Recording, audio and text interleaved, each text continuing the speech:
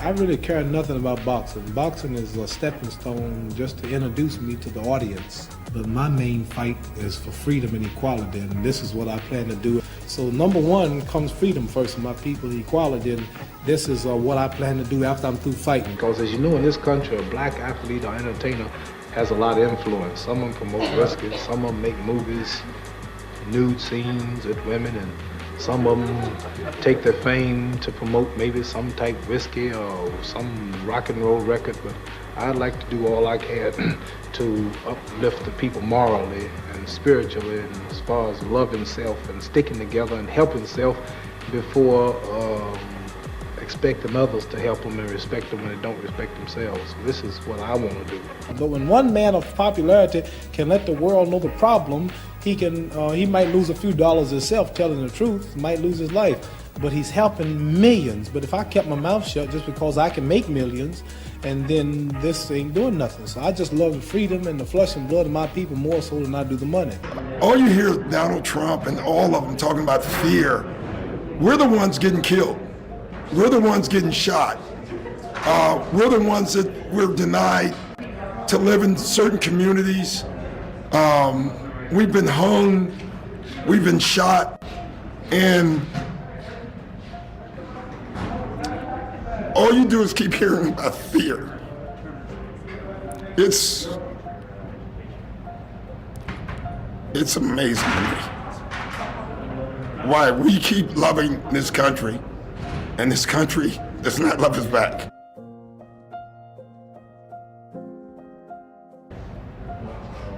And it's really so sad. Like, I should just be a coach. It's just quite frankly, it's just in our community. And us, I know people get tired of hearing me say it, but we are scared as black people in America.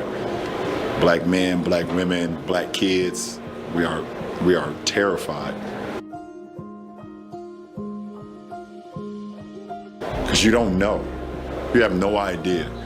You have no idea of how that cop that day left the house. Mr. Muhammad Ali has just refused to be inducted into the United States Armed Forces. I'm just about broke. I'm not allowed to work here now in America. I'm gonna fight, not for me, but to uplift my little brothers who are sleeping in concrete floors today in America. They want to be famous to help people. It's a wonderful, wonderful. His son became a slave owner. His son became a slave owner. You see how that wealth kept going down the line? Well, we were having to start from scratch and skip because, you know, you couldn't read. A lot of these guys, they couldn't read, and if they caught you reading, they beat you or they killed you. So it took us a long time. And those were the ones happened to be the few that overcame. Yep.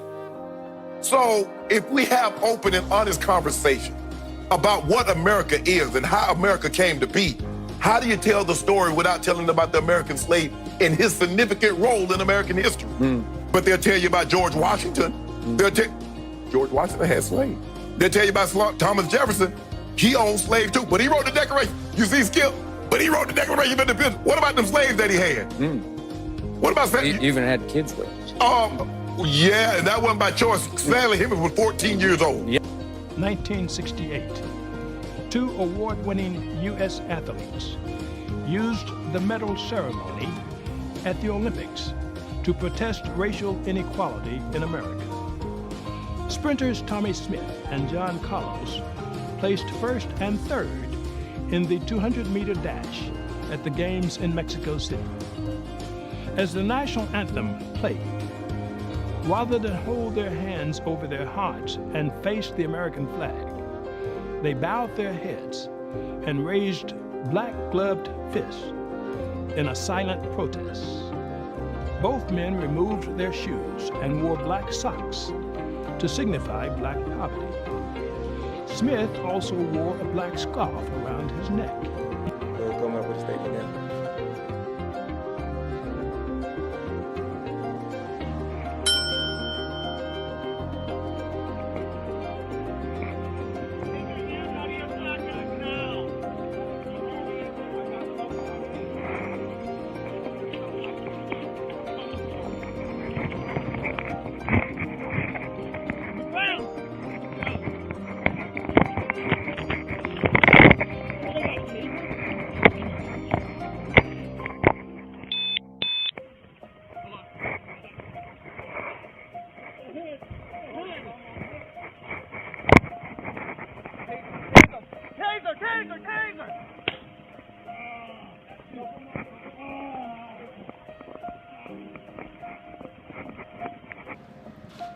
team statement. The past 4 months have shed a light on the ongoing racial injustices facing our African American community. Citizens around the country have used their voices and platforms to speak out against these wrongdoings. Over the last few days in our home state of Wisconsin, we've seen the horrendous video of Jacob Blake being shot in the back 7 times by a police officer in Kenosha, and the additional shooting of protesters. Despite the overwhelming plea for change, there has been no action. So our focus today cannot be on basketball. When we take the court and represent Milwaukee and Wisconsin, we are expected to play at a high level, give maximum effort, and hold each other accountable. We hold ourselves to that standard, and in this moment, we are demanding the same from lawmakers and law enforcement. We are calling for justice for Jacob Blake and demand the officers be held accountable. For this to occur, it is imperative for the Wisconsin State Legislature to reconvene after months of inaction and take up meaningful measures to address issues of police accountability, brutality, and criminal justice reform. We encourage all citizens to educate themselves, take peaceful and responsible action, and remember to vote on November 3rd. On behalf of the Milwaukee